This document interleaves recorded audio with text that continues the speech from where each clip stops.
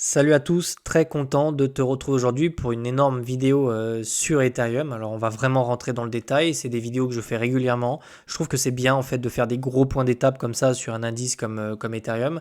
Alors dans cette vidéo, on va vraiment prendre la loupe et on va essayer de regarder tout ce qu'on peut regarder, c'est-à-dire les structures, les patterns, donc le prix de l'action, on va regarder les métriques, les ETF, les inflows, le stacking. On va vraiment parcourir tout ça pour essayer d'avoir un point de vue, d'accord? L'idée d'avoir un point de vue en analyse technique, c'est essayer de te situer. Est-ce qu'on est sur des zones où il faut vendre? Est-ce qu'il faut holder? Est-ce qu'il faut... Voilà, pour éviter en fait que tu prennes des décisions irrationnelles sur Ethereum compte tenu de ce qui se passe, parce que des fois on peut avoir un petit peu de bruit comme ça et très rapidement tu peux avoir des avis divergents sur Twitter et c'est très difficile après pour toi d'essayer de te situer. Donc on va vraiment faire ce travail de fond, et pour le faire on va d'abord commencer sur des analyses techniques qui vont se faire en mensuel pour que tu aies vraiment comme ça un point de vue hyper large et que tu puisses utiliser la vidéo en fait sur plusieurs semaines et non pas sur 2-3 heures comme certaines vidéos que tu pourrais trouver sur YouTube, d'accord? Donc là, on va passer en mensuel et on va regarder un petit peu, voilà, qu'est-ce qui se passe? Qu'est-ce que nous fait Ethereum? Donc là, très clairement, sans aucun doute, on est venu capituler là-bas dessous. On va pas se mentir, le FUD qui était ici, c'était juste abusé, d'accord? Je l'ai tweeté à plusieurs reprises.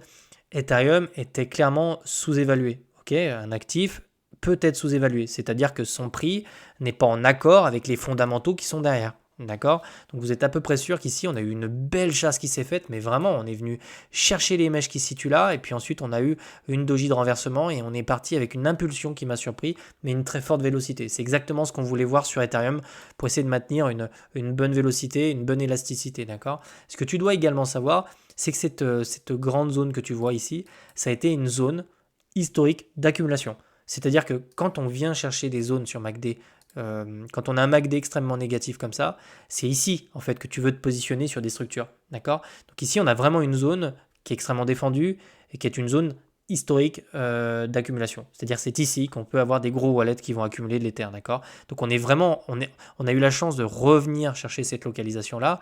Je considère qu'on est toujours dans un énorme range sur Ether. D'accord? Pour moi, en fait, si tu prends juste les cordes bougies et tout, on est vraiment coincé, en fait, vraiment entre ces deux bornes, d'accord? Et on est toujours dans un range. C'est ça qu'il faut comprendre. Donc, sur le long terme, une cassure et un breakout du haut de cet intervalle-là a des fortes probabilités de se produire. D'accord? Et derrière, on peut avoir des fortes probabilités de gain. D'accord? Mais le marché étant ce qu'il est, il va te piéger encore de nombreuses fois pour te faire sortir avant, pour que tu vendes avant, etc. Donc si tu devais vraiment liquider la totalité de tes positions, ça doit toujours se faire en fait avec un MACD qui est plutôt, tu vois, dans le blanc ici. Donc c'est-à-dire qui est au-dessus de zéro, et entre 100 et 200, déjà tu commences à avoir une belle trend haussière. D'accord?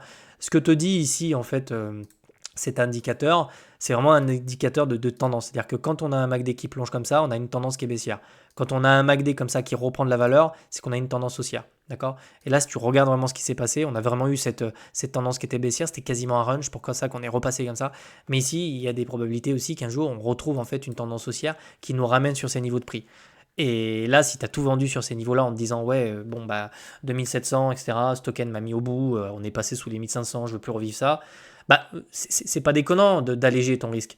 Mais garde toujours une position, parce que si derrière on vient casser les 4000 ou si on retrouve ces niveaux-là, la frustration peut être très grande pour toi et tu risques de re-rentrer beaucoup plus haut. D'accord? Donc tu peux vendre, tu peux dérisquer, mais tu dois toujours garder une partie de ton portefeuille en Ether, parce que les fondamentaux restent solides. Ça, c'est mon point de vue. D'accord? C'est comme ça que je raisonne. D'accord? Pour éviter d'être frustré. Maintenant que tu as vu qu'en mensuel, on était très loin sur des zones de profit. Donc là, je précise que je parle de ceux qui sont positionnés sur Ethereum pour des investissements très long terme. D'accord, là, je vais la dessiner d'ailleurs. Donc très long terme, quand tu es sur ces niveaux-là, bon, bah, t'es pas censé te sentir concerné par des ventes ou ce genre de choses si tu es prêt à holder très longtemps un actif. D'accord, je précise, c'est vraiment dans ces localisations-là que tu dois commencer à te poser la question de si tu dois prendre des profits ou non. D'accord, on va commencer à descendre en fait dans les intervalles de temps pour essayer de commencer à avoir des structures, ce genre de choses. D'accord, donc déjà, maintenant, on va descendre. Tu as bien compris ce que je pensais d'Ether. Les fondamentaux sont solides et on le verra après avec les métriques. Mais globalement, voilà, en monthly, je pense qu'on est très très loin d'avoir trouvé un sommet sur Ethereum. Maintenant, on passe en weekly, les intervalles de temps sont différentes. On voit que la saisonnalité ici arrive plutôt à la consolidation, comme sur BTC, c'est-à-dire de juillet à fin septembre. On est sur des zones de prix qui sont censées consolider pour plusieurs raisons que j'ai déjà évoquées dans d'autres vidéos. Mais très souvent, les fins d'année sont plutôt explosives sur les marchés. On a le Black Friday, on a Noël, on a Halloween, c'est des fêtes qui sont commerciales. Et très souvent, bah, la consommation se porte très bien. Et les marchés également. Peut-être une baisse des taux, etc. Ça, on verra. Mais en tout cas, il y a de grandes chances que on puisse être les probabilités sont assez fortes que cet été, on commence à consolider ou qu'on retrace un petit peu en vue d'avoir vraiment un vrai rallye justement en fin d'année. Ça, en tout cas, c'est ce que j'ai en tête, c'est ce que je crois possible sur les marchés, d'accord? Maintenant, où est-ce qu'on se situe précisément? Donc, on a vu tout à l'heure en mensuel, on est vraiment venu chercher toutes les liquidités qui sont là. Très bon, très beau piège. Derrière, on a une doji, on vient, on retrouve de l'élasticité. Alors là, on verra en daily, on est sur des moyennes mobiles. On vient vraiment rechercher, et ça c'était quelque chose qu'on a déjà évoqué en fait ensemble, on vient vraiment retaguer précisément la mèche qui est ici, tu vois. Et donc en fait, ce niveau d'intérêt, je t'avais déjà dit qu'on le passerait pas comme ça, parce qu'en fait, ici c'est un énorme support qu'on a travaillé durant de nombreuses semaines, d'accord. Donc ici c'est normal en fait qu'on soit un petit peu bloqué dans cette zone de prix, d'accord. Ça veut pas dire qu'on va retourner chercher les 1600, ça veut simplement dire qu'ici, casser cette zone de prix sera extrêmement importante et on doit vraiment s'affranchir en fait des 2800. Si on arrive vraiment à casser, tu vois qu'on est clairement en train de pousser, on a vraiment un vrai volume acheteur, si on arrive à casser cette zone de prix, pour moi derrière, il y a aucune raison pour qu'on ne retrouve pas les 3000 en fait. En fait, derrière, il n'y a plus grand-chose, quoi. Vraiment, la localisation après, c'est vraiment les trois résistances qu'on a là. Donc c'est vraiment les objectifs, je te dirais, moyen, long terme. C'est clairement les trois résistances qui situent ici, d'accord?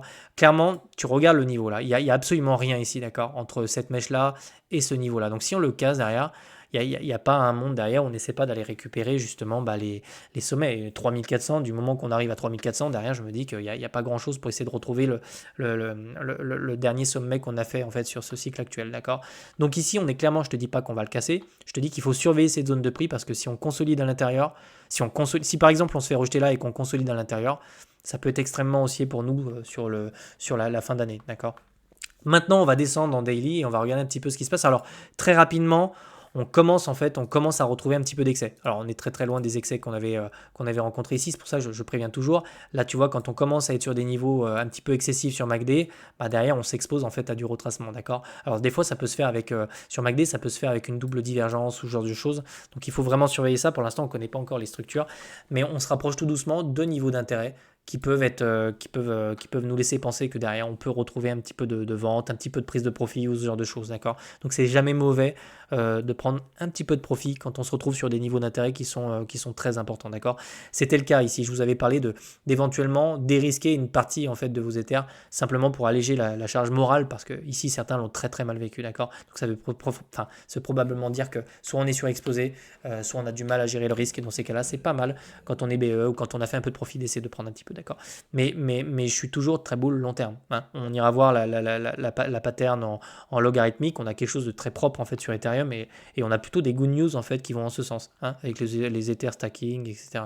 Donc là maintenant on va complètement descendre dans les intervalles de temps et maintenant on va passer en daily et on descendra pas en dessous parce qu'en fait ça a peu d'intérêt de vous faire des analyses techniques en 4 heures. On va vraiment, parce que je pense que vous n'êtes pas des traders professionnels, vous êtes vraiment là pour spéculer sur du moyen long terme. Donc là ça m'intéresse beaucoup plus. Pourquoi? Parce que le daily, alors mes moyennes mobiles sont calculées pour du daily, d'accord? C'est comme ça qu'elles fonctionnent. Ce qui est très très intéressant ici, c'est qu'en règle générale, la moyenne mobile, quand on évolue sous la moyenne mobile jaune, la moyenne mobile que tu vois là, donc c'est une 200 hein, pour te donner un ordre d'idée, ça veut dire qu'on évolue en fait dans un marché qui est baissier, d'accord? Une fois qu'on revient casser la moyenne mobile rouge, qui est une moyenne mobile plus courte, 40, qui vient coller le prix comme ça, quand on vient consolider sur la moyenne mobile rouge et qu'on la casse, derrière, il y a de grandes chances qu'on revienne chercher la moyenne mobile jaune, d'accord? Donc ça, c'est vraiment c'est pour ça que je vous avais dit ici sur ces niveaux-là, c'est très intéressant, on retourne cette dynamique, je vois qu'on fait un nouveau plateau, et l'idée, en fait, c'est d'aller chercher des plateaux qui sont ascendants, etc., en vue d'aller retrouver une dynamique haussière. Mais la première résistance, c'était clairement la moyenne mobile jaune, c'était la 200, d'accord? Parce que dans un marché fortement baissier, on revient chercher, c'est ce qu'on appelle des gaps hein, pour moi, hein. C'est des gaps entre le prix et la moyenne mobile. Et très souvent, le différentiel entre la moyenne mobile et le prix, on revient le combler. C'est systématique, tout le temps en fait.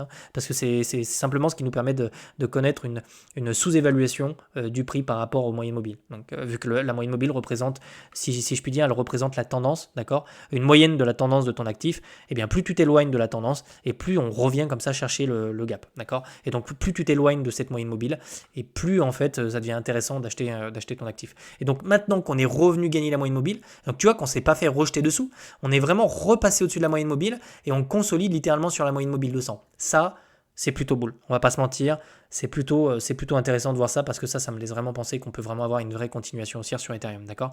Là, pareil, si on regarde vraiment ce qui s'est passé, on est toujours bloqué en fait sur le haut du canal qui était là. Donc c'est pas un hasard si tu vois le prix évoluer entre ces deux bornes. Sur le haut et le bas de cette borne-là, même si tu prends le support qui est là, tu vois qu'on est revenu le taguer. Mais globalement, sur cette grosse zone de prix, c'est normal qu'on ait un Ether qui consolide. Là encore, rien ne me dit que ce mouvement est terminé, d'accord. C'est-à-dire que là, on voit un MACD qui est toujours négatif, il va commencer à repasser positif. On ne connaît pas encore le momentum qu'on va avoir, mais globalement, c'est intéressant de voir qu'on est en train d'essayer de casser cette zone de prix, qu'on a eu du mal en fait à casser. Et là, on est vraiment sur le haut de la résistance. Donc encore une fois, on peut très bien se faire rejeter et ravaler et continuer à consolider dessus. On peut aussi le casser sérieusement, mais alors pour avoir une poursuite de ce rallye-là, il nous faut absolument du momentum, de l'élasticité, beaucoup de vélocité. D'accord. Les cassures doivent se faire comme là. Cassure, on part. La cassure trisotante comme ça, là, et on réintègre, c'est pas bon. D'accord. C'est pour ça que je te dis, ici, je veux vraiment du momentum. Si on n'en a pas, il est possible qu'on continue à consolider dans cette zone de prix. D'accord. Voilà ce que je voulais te dire sur les zones de prix actuelles. Est-ce qu'on a d'autres choses? Donc, on est vraiment sur des structures de continuation pour le moment. Un MACD qui commence comme ça à réintégrer le positif. Donc, sur ces niveaux-là, c'est plutôt intéressant. Et on a un Ethereum qui retrouve vraiment du momentum. Donc, ça fait vraiment plaisir à voir. On peut regarder également, on voit que sur la paire ETH-BTC, donc ça nous permet d'avoir le rapport de force entre Ether et Bitcoin.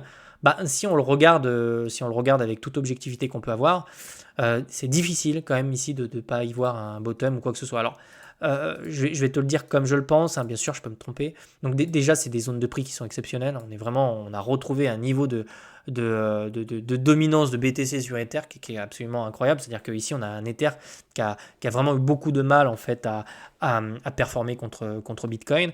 Il est normal que sur un actif avec des fondamentaux qui sont solides, c'est normal d'avoir un arbitrage. Ceux qui croient vraiment qu'on va avoir un truc qui va continuer à tomber éternellement, je pense se mettre un doigt dans l'œil et je vais t'expliquer pourquoi. Bitcoin, même si c'est une valeur refuge, même si sur le long terme c'est une valeur refuge, il y a un moment donné, tôt ou tard, tu as un arbitrage qui se fait. Exemple, si le gold prend trop de valeur, il y a un moment donné, ça devient risqué d'acheter du gold. Bah oui, c'est logique. Si le truc part à 4000 et que derrière il corrige à 2000, tu peux perdre, même sur le gold, même sur une valeur refuge, tu peux perdre la moitié de ton patrimoine, enfin la moitié de tes investissements. Et donc quand on aura un BTC qui sera undervalued et qui sera extrêmement surévalué, il est normal en fait que tu aies un Ether derrière qui reprenne une partie des capitaux. On va dérisquer sur BTC, on va se positionner sur Ether parce que tu as une balance, tu as un équilibre. Si tu as un BTC extrêmement surévalué, c'est-à-dire au-dessus de ce que devrait être son prix, et qu'on a un Ether qui est sous-évalué, c'est automatique que tu vas avoir une balance qui va s'équilibrer et derrière, on va avoir cette charte qui va rebondir. Voilà, tout simplement. C'est quelque chose de normal en fait. Ether, ça reste toujours la seconde plus grosse capitalisation avec des fondamentaux qui sont extrêmement solides, soutenus par énormément d'institutions. Donc il n'y a pas un monde où à un moment donné, les gens se disent bon, ça devient beaucoup plus intéressant d'acheter de l'Ether plutôt que du BTC. Je te dis pas que Ether va passer devant BTC ou quoi que ce soit. Je te dis c'est normal qu'à un moment donné, on puisse avoir un rallye en fait de contre-tendance sur la paire ETH-BTC. On aura, je ne crois pas au flipping, je dis simplement qu'à un moment donné, on va avoir ce rallye, on peut avoir ce rallye-là. Et justement, en parlant de ça, sur la paire ETH-BTC, on voit qu'on a deux plateaux, donc on est sur quelque chose qui est plutôt une dynamique haussière, on voit qu'on essaye de s'en extraire, on essaie vraiment de pousser ça, on voit qu'ici, rappelle-toi ce que je t'ai dit, la moyenne courte, on est repassé au-dessus, on revient chercher la moyenne mobile jaune. Donc si vraiment on repasse au-dessus de la moyenne mobile jaune, on pourrait connaître peut-être pas avec une impulsion aussi forte, mais tu vois ce que je veux dire, dès qu'on repasse au-dessus des moyennes mobiles jaunes, très souvent on peut avoir des signaux intéressants. Donc ici c'est quand même très encourageant de voir la paire ETH-BTC, donc en gros c'est la capitalisation d'Ether contre Bitcoin. C'est intéressant de voir qu'on retrouve du momentum. Si cette courbe monte, ça veut simplement dire qu'on a un Ether qui est plus fort que BTC. D'ailleurs, je voulais te montrer une dernière chose. Je vais directement la sélectionner ici en fait. Je voulais te montrer une dernière chose, un petit tips au passage.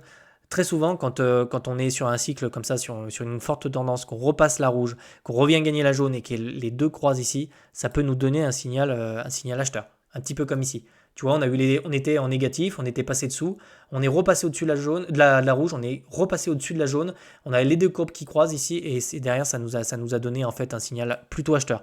Donc en fait c'est pour ça que sur ces niveaux-là, moi au début je voulais énormément dérisquer et je trouve qu'on a un Ether quand même qui est extrêmement solide. Donc c'est pour ça que finalement je le fais pas autant que j'aurais voulu parce qu'en fait l'élasticité et la vélocité qu'on a eu là me laissent penser que ce rallye n'est peut-être pas terminé et qu'on peut vraiment revenir chercher en fait le haut du range autour des 4000. Peut-être pas là dans les 2 semaines qui viennent, mais je pense que sur les prochains mois c'est quelque chose qu'on a de fortes probabilités de vivre tous ensemble. Tant mieux en fait parce qu'il le mérite. Ether c'est quand même un bon actif. On va passer aux data parce que tu vois je parle, j'ai beaucoup de choses à te dire. Donc le stacking. Donc comment voir si on a un Ether qui se porte bien ou non? Bah déjà c'est de voir s'il y a des inflows sur le spot.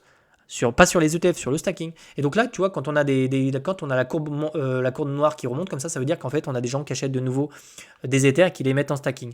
Et là, on a une courbe qui a vraiment, vraiment énormément monté depuis The Merge, d'accord? Et là, on voit qu'on était sur un plateau et on commence de nouveau à avoir de nouveau des gens qui remettent en stacking. Je dirais que, comment je traduis l'information? Peut-être que la confiance remonte un petit peu. Peut-être qu'on a de nouveau de la confiance sur Ether et qu'on a des good news, etc. Donc, c'est intéressant. Ce serait intéressant de voir si on va faire un ATH sur le nombre de tokens qui sont stackés. J'ai pas changé de discours sur Ether depuis des mois et des mois, je maintiens toujours. On a quand même plus de, je crois c'est 34 millions d'Ether qui sont en stacking. Donc c'est quand même quelque chose d'extrêmement solide. Ça veut dire que ces tokens-là ne sont pas sur les échangeurs. On a très très peu d'Ether qui sont également sur les échangeurs. Donc Ether peut être un actif extrêmement volatile. On l'a vu, mais dans les deux sens. Hein. Ça peut être à la hausse comme à la baisse. Quoi d'autre sur les datas? Donc je te dirais que la confiance revient et on a de nouveau des gens qui en achètent et qui le mettent en stacking. Donc c'est plutôt une bonne chose pour nous, d'accord? Tant qu'on n'a pas une courbe comme ça qui s'inverse, je te dirais que c'est plutôt une bonne nouvelle. Ce qui m'intéresse également, et contrairement à Bitcoin, on a eu une série ininterrompue d'inflows sur les ETF, d'accord? Sur les niveaux actuels, autour des 2400 $. Donc là, tu as quasiment 1 milliard d'inflows sur les 2400 $. Ça veut dire que si on passe en dessous de ce prix-là, tous ces mecs-là se retrouvent négatifs. D'accord. Donc on peut déjà se dire que les supports qu'on est en train d'essayer de construire ici sont quand même des supports majeurs, avec beaucoup d'inflow. D'accord. Je te dis pas que c'est un bottom, mais je te dis que quand même c'est soutenu par une forte demande. D'accord. Forte demande qui est probablement liée à des news qu'on va avoir dans les prochains mois. Je pense aux ETF stacking. Je pense que c'est quelque chose qui va arriver sous peu et qui peut vraiment être pricé en fait. Donc je pense que ces gens-là sont en train de pricer ça. Je pense, c'est des hypothèses. Mais quand je vois 22, 13 millions, 64, 110, etc., on a quand même. Enfin, si tu regardes Bitcoin, alors Bitcoin c'est différent, ça reste une valeur refuge. On a eu beaucoup de rouge ces derniers jours. On a eu plus d'outflow que d'inflow. D'accord. Ce qui n'est pas le cas. Sur Ether, on n'a pas eu d'outflow. On a vraiment que d'inflow et on a un netflow qui est positif. Donc ça c'est plutôt une bonne nouvelle. On a un Ether qui clairement, si on prend simplement les métriques, retrouve vraiment du momentum, retrouve vraiment une dynamique qui est haussière. Tant au niveau des structures, des patterns, des ETF. D'ailleurs, je voulais te montrer ça. Ça doit être par ici. On le voit ici, toutes les candles qui se situent au-dessus de la barre horizontale, tu vois, c'est du positif. Donc voilà, on est sur une forte dynamique haussière. On est quasiment sur un ATH au niveau des inflows des ETF. Donc là, je parle vraiment des ETF. Et ce qui m'intéresse le plus, c'est que ici, à ce jour, on a vraiment BlackRock qui possède une part non négligeable à 1 500 000 Ether, alors que la dernière fois qu'on a fait un sommet, c'était autour des 4 000 $. BlackRock en possédait quasiment, alors je vais te dire 200 000 de moins. D'accord. Donc on voit clairement que Grayscale a vendu, BlackRock a racheté. Donc en fait, et on est toujours à 2400. Donc on est sur quasiment un sommet en termes d'inflow sur les ETF, d'accord, en termes de capitalisation. Et à côté de ça, on a un prix qui a été divisé par 2. D'accord. Donc là, pareil, il faut quand même se rendre compte qu'en termes de net flow sur les ETF, on a quasiment la même chose qu'ici, alors qu'on est là. Donc ça te donne un rapport de force quand même entre les vendeurs et les acheteurs. Ça ressemble quand même à de l'accumulation, ce genre de choses, parce qu'on a vraiment retrouvé quasiment les mêmes niveaux de net flow, alors que le prix est divisé par 2. Donc Ether reste un actif, selon moi, qui est toujours intéressant. Je l'achèterai absolument pas sur ces niveaux-là. Tu sais déjà, tu connais déjà mon point de vue là-dessus, d'accord? J'attendrai éventuellement un gros retracement, ce genre de choses. Mais je pense que même si vous dérisquez, même si vous en vendez, gardez-en un petit peu quand même, parce que je trouve que globalement, si on regarde toutes les métriques, c'est pas si dégueulasse que ça. Moi, en tout cas, je trouve ça intéressant d'un point de vue prix de l'action. Okay, je vous dis pas ça parce que j'en ai, c'est réellement ce que je suis en train de voir. On voit clairement, donc là, je passe en logarithme. logarithmique, ça permet de gommer un petit peu la volatilité qu'on a pu avoir. On est clairement sur une énorme pattern ici. Et autant vous dire que, je le répète, mais enfin, le jour où on va casser ces niveaux-là, il n'y a pas vraiment grand-chose au-dessus, ça peut aller très très vite, d'accord? Alors c'est sûr, le marché va vous faire des coups de pute, on va encore se faire avoir deux, trois fois, mais en gros, je pense sincèrement que les gars qui sont solides, qui ont réussi à holder ça, seront récompensés un jour ou l'autre sur ce token, d'accord? Donc c'est extrêmement intéressant d'avoir une charte comme ça, on voit vraiment, hein, de toute façon, c'est très clair, on voit clairement qu'on est sur une espèce d'oblique comme ça, on a vraiment le niveau qu'elle a. Donc une oblique, rappelez-vous, hein, les triangles qui sont dans ce style-là, plus ça pousse vers le bas, plus on se fait rejeter par le haut. Ça, c'est souvent des résolutions haussières. C'est-à-dire qu'à un moment donné, on n'arrive plus à contenir les acheteurs. On se fait, là, on rejette une fois, deux fois, trois fois, quatre fois. Si on revient à la titille une ou deux fois, ça va juste casser en fait. Voilà, parce qu'on fait l'objectif ici maintenant, c'est de faire des creux qui sont ascendants. C'est même si on revenait chercher là, c'est peut-être de se faire rejeter. Et vraiment, le but, c'est vraiment d'aller le casser une bonne fois pour toutes. La patience sera mère de toutes les vertus et je pense qu'on sera récompensé tôt ou tard sur Ether. Amen, passez une excellente journée, je vous retrouve demain et abonne-toi si t'aimes mon contenu et puis tu peux rejoindre BitLearn, on est nombreux, tu peux rejoindre le Discord, le site, tous les liens sont en description si ça t'intéresse. Ciao ciao, à la prochaine.